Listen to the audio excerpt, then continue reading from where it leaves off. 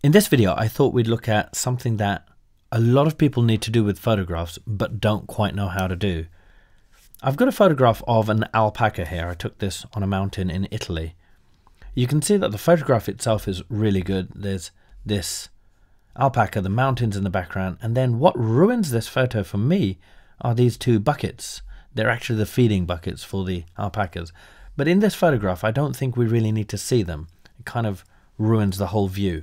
Now, if you're coming from GIMP or another style of photo editor, what you'd normally end up using is the clone tool. A clone tool we'll use, but for this video, I thought we'd look at something that Photoshop has that makes it really, really cool.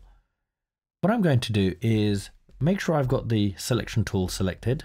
I'm going to zoom in a little bit here, and I'm going to just draw a rectangle around this bucket over here.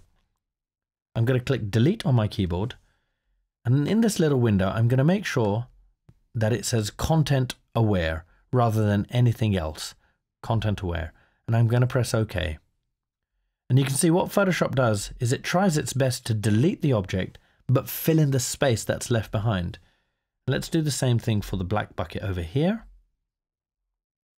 So I'm going to go as carefully as I can, just select as much of it as I can. Like that. Let me just move that selection slightly to the left. Again, press delete, content aware, and press OK. You can see that we've got a tiny little problem over here. We'll see if we can deal with that, or we'll see if we can ignore it. Lastly, I think that's actually a paraglider in the background. Select content aware and OK. And that did a pretty good job. And you can see now, if I zoom out, sometimes it might be that a mistake that you see zoomed in doesn't actually bother you when you zoom out. And in this case, I actually don't care. That little glitch that we had there actually doesn't look so bad.